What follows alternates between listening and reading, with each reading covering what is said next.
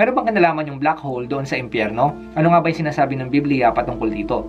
Yan yung ating aalamin sa video na ito. Sa nakaraang video, tinalakay natin doon yung sinasabing lokasyon ng langit at yun daw ay nakuhanan ng telescope ng NASA. Pero mga kapatid, napatunayan natin na walang katotohanan doon dahil sinabi na mismo ng NASA, hindi nila sinusuportahan yung sinasabing nakuhanan daw na picture na lokasyon ng langit doon sa kalawakan. Ngayon ang tatalakayin naman natin ay yung lokasyon ng impyerno.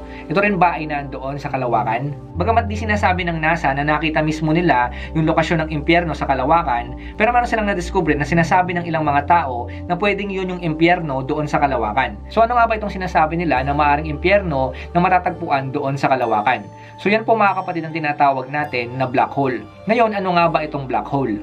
Ang mga black hole ay isa sa mga misteryo na matatagpuan doon sa kalawakan. Ang black hole ay isang lugar sa kalawakan na kung saan napakalakas ng hatak ng gravity na talagang walang makakatakas kahit ang liwanag. Ito ay hindi nakikita, ngunit dahil sa paghila ng gravity, naapektuhan ito yung mga kalapit na bagay na naandoon sa kalawakan. So ibig sabihin, kapag doon sa kalawakan merong mga hinihigop, ibig sabihin yun yung black hole. Nabubuo ang isang black hole kapag ang isang bituin ay namatay o kaya man sumabog. Ang lugar na ito ay talagang sobrang dilim na talagang wala kang makikita dito kahit na ano.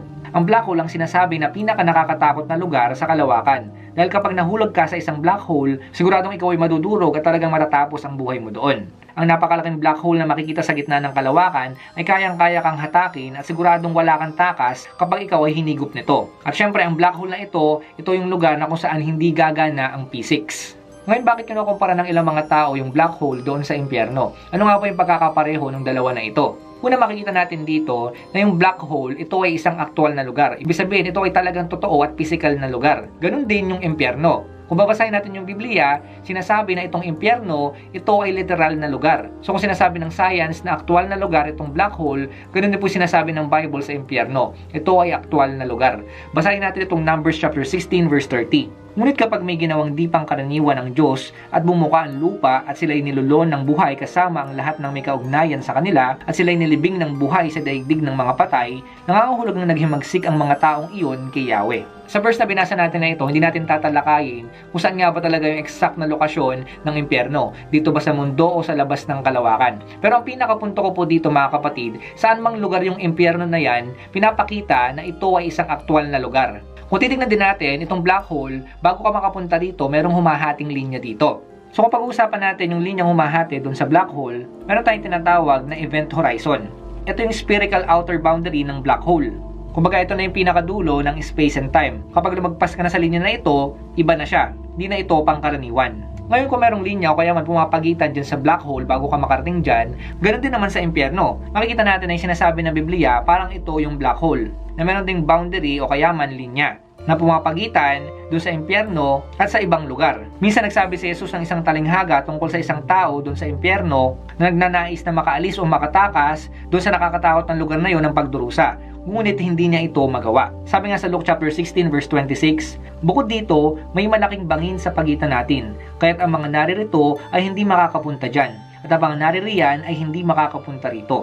So yan po sinasabi na halos pagkakapareho ng black hole at impyerno, merong pumapagitan. Sinasabi rin na once na nakapasok ka dito sa black hole, hindi ka na makakalabas kasi nga hinahata ka ng gravity. Kumbaga nilalamon ka nito o kaya man ikaw ay hinihigop nito papalayo. So ibig sabihin, napakalit ng tsansa na ikaw ay makaalis sa lugar na ito. Kumbaga kapag nandun ka na, wala nang balikan. Doon ka na magpakailanman. Ngayon mga kapatid, ganun din yung sinasabi ng Biblia patungkol sa impyerno. Kapag napunta ka na sa impyerno, hindi ka na apektado ng time and space dyan. Ibig sabihin mga kapatid, wala nang balikan. Dyan ka na forever. So yung impyerno parang black hole din yan, na talagang pag dyan ka, kukunin ka, na parang ikaw ay lalamunin. Basahin natin yung Isaiah chapter 5 verse 14. Ang daigdig ng mga patay ay magugutom. Ibubukan nito ng maluwang ang kanyang bibig. Lulunukin nito ang mga maharlika ng Jerusalem, pati na ang karaniwang tao na nagkakaingay. So dito makikita natin na yun nga yung black hole, ito ay kukunin ka nito dahil nga doon sa gravity. Kumbaga, hahatakin ka nito. So kapareho din daw yan ng impyerno. Tulad nga sa binasa natin, kukunin ka raw nito at lulunukin. Yun po yung pagkaka-explain ng Bible. Makikita rin natin na itong black hole, ito ay punong-puno ng kadiliman. Kaya nga tinawag siya na black hole. So wala kang makikita doon na liwanag. So kung madilim doon sa black hole, sinasabi rin ng Bible na itong impyerno, madilim din po sa lugar na ito. Basahin natin yung Jude chapter 1 verse 13. Sila ay mga alon sa dagat na ang bula ay ang kanilang mga gawang kahiyahiya. Mga ligaw na bituin na nakalaan sa kadiliman magpakailanman. Ito rin yung sinasabi sa Matthew chapter 8 verse 12. Ngunit ang mga tao na dapat sana'y kasama sa kaharian ay itatapon sa kadiliman. Mananangis sila doon at magngangalit ang kanilang mga ngipin. So malinaw po mga kapatid na itong black hole, ito ay madilim. Ganon din po yung sinasabi ng Bible sa impyerno. Ito ay kadiliman. At yun nga, dahil sinasabi natin na itong black hole walang liwanag na makakapasok doon dahil sa tindi ng gravity, sinasabi ng mga scientists ayon sa kanilang pag-aaral, itong black hole technically, ito ay invisible. So ibig sabihin, hindi mo talaga siya totally makikita. So mapapatunayan mo na mayroong black hole doon sa kalawakan na yon kapag nakikita mo na yung epekto. Ngayon mga kapatid, ganun din daw po sa impyerno at sa mga demonyo na nandito sa mundo na ito. Maaaring hindi natin nakikita yung mga yan, pero yung mga epekto po niyan sa mga tao, nararamdaman. At higit sa lahat, yung impyerno nga, bagamat hindi pa ito nakikita, pero alam natin na merong impyerno. Tulad nitong black hole na ito.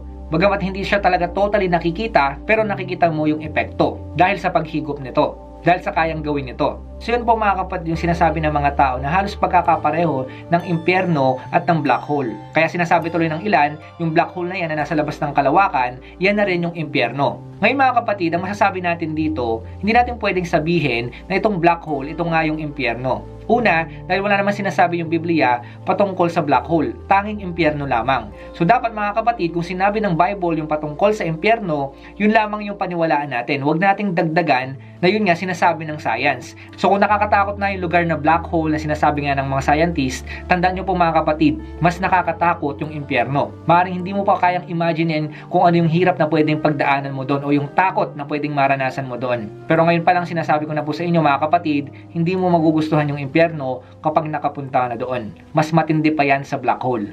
So mga kapatid, totoo ang impyerno. Pero tandaan nyo rin na totoo yung pag-ibig ng Diyos para sa lahat. Tandaan mo, mahal ka ng Diyos. Ayaw niya na mapahama ka. Ayaw niya na mapunta ka sa impyerno. Sa totoo lang, yung impyerno, hindi yan para sa'yo. Para yan kay Satan at para yan sa mga kampon niya.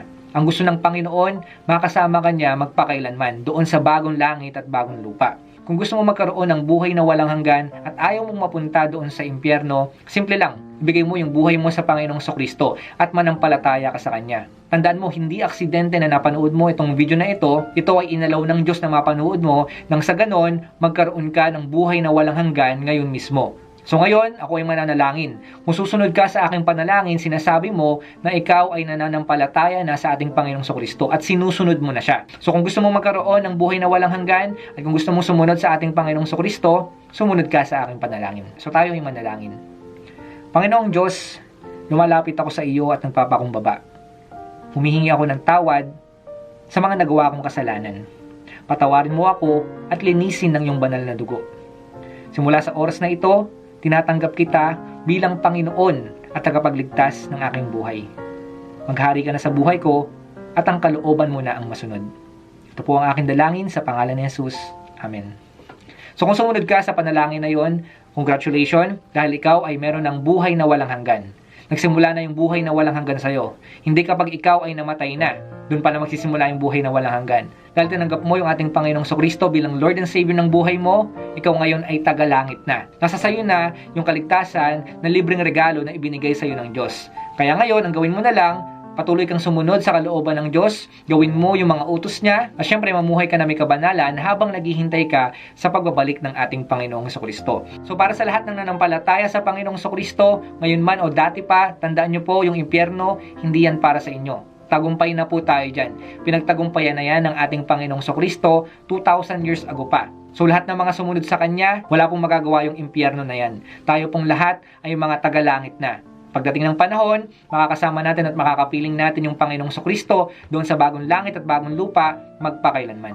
So yun lamang mga kapatid ang gusto kong ibahagi sa inyo. Sana may natutunan kayo sa ating tinalakay ngayon. Hanggang sa muli magkita-kita tayo. Salamat sa inyong panonood. Pagpalain kayo ng Diyos. Ingat kayo palagi.